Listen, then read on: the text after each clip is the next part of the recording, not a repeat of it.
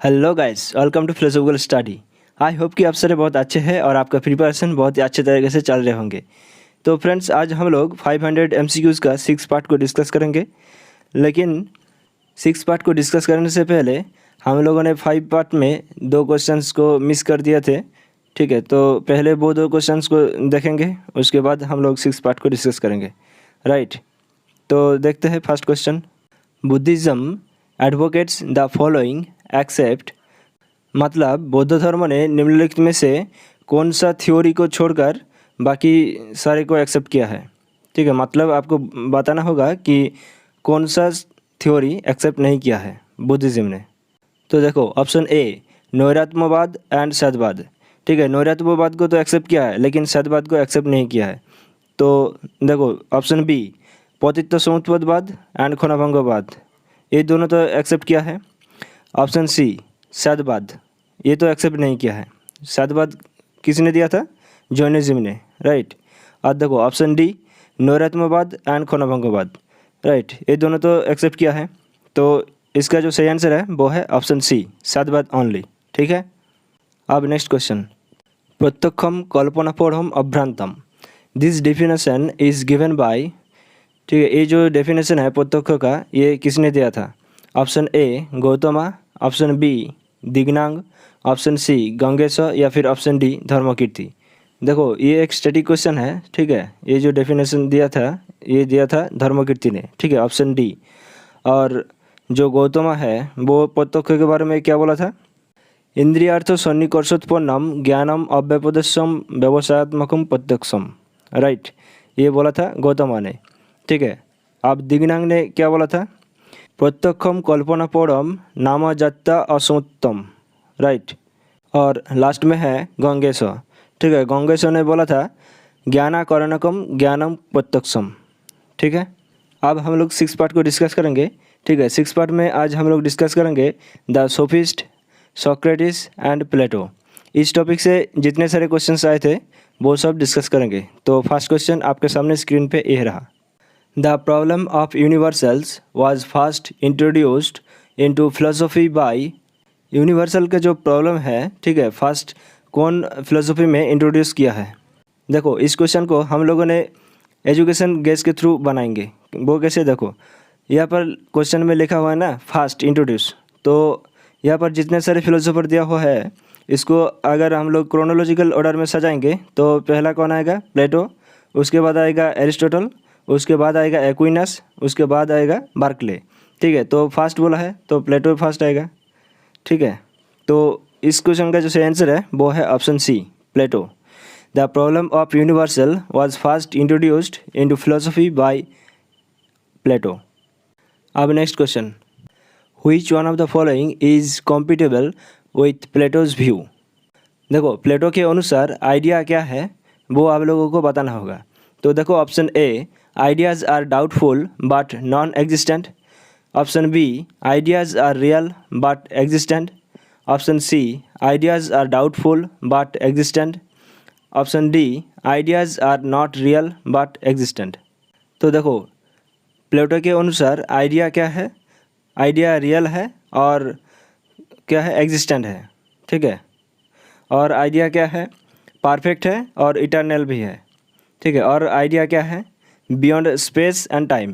ठीक है, ये सारे जो क्राइटेरिया है वो सब सारे के सारे प्लेटो के अनुसार आइडियाज़ हैं। ठीक है, देखो, प्लेटो के अनुसार आइडिया डाउटफुल तो नहीं है। राइट, तो देखो ए और सी ये दोनों तो किसी भी तरह का नहीं होगा, और आइडियाज़ आर नॉट रियल। ठीक है, ये एरिस्टोटल के अनुसार है लेकिन प्लेटो के अनुसार आइडिया इज़ रियल है। राइट, अब next question, Which of the following is incompatible with the views of Socrates? Socrates के अनुसार निम्नलिखित में से कौन सा एक असंगत है? Option A knowledge is possible, या फिर option B everything is subjective, या फिर option C youth should grow virtuous, या फिर option D unexamined life is not worth living. देखो, इस क्वेश्चन का जो सही आंसर है वो है option B everything is subjective. ठीक है, ये सोक्रेटिस ने एक्सेप्ट नहीं किया है। ठीक, ये इनकॉम्पिटेबल है। और सोक्रेटिस ने नॉलेज के बारे में क्या बोला है? Knowledge is virtue. ठीक है, ये भी आपको ध्यान में रखना होगा। अब नेक्स्ट क्वेश्चन देखो, according to Plato which of the following is not a level of knowledge.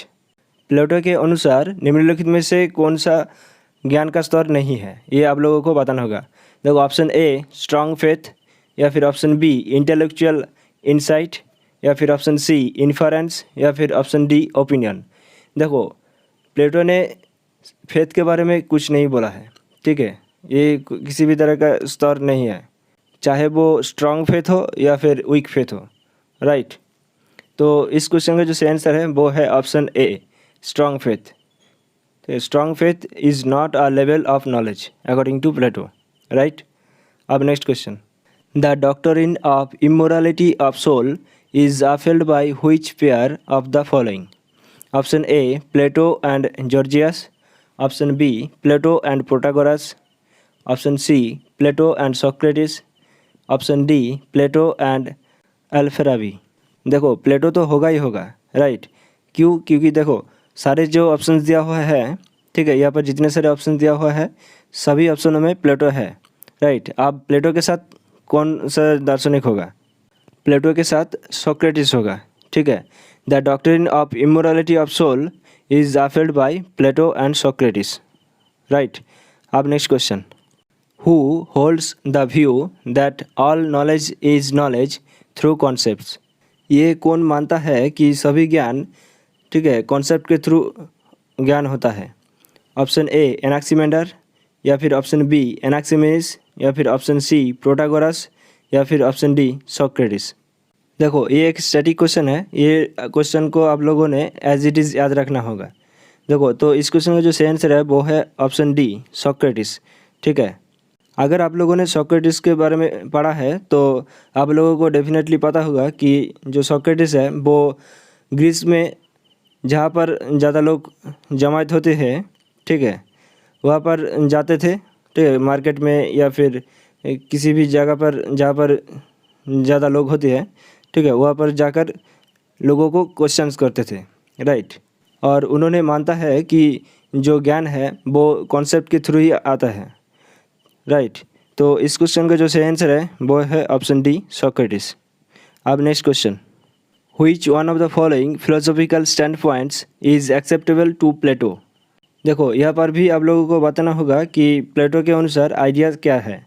तो हम लोगों ने अभी अभी पढ़ा है कि प्लेटो के अनुसार आइडिया रियल है, राइट, और एक्सटेंडेड है, और क्या क्या है, परफेक्ट है, और इटर्नल भी है, और बियॉन्ड स्पेस एंड टाइम भी है, राइट। तो यहाँ पर देखो ऑप्शन में option B ideas are perfect and eternal, तो ये हमारा सही आंसर हो जाएगा, ठीक है।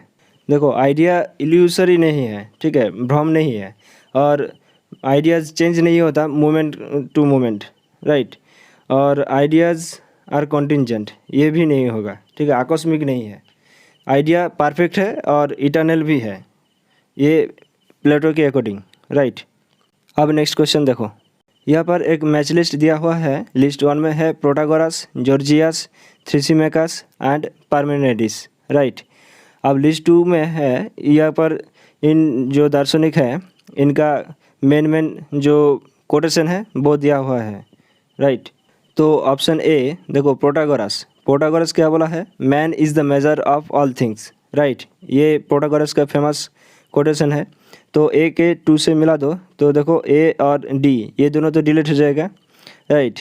आप देखो बी जॉर्जियस क्या बोला है, nothing exist even if it exist it can not be known.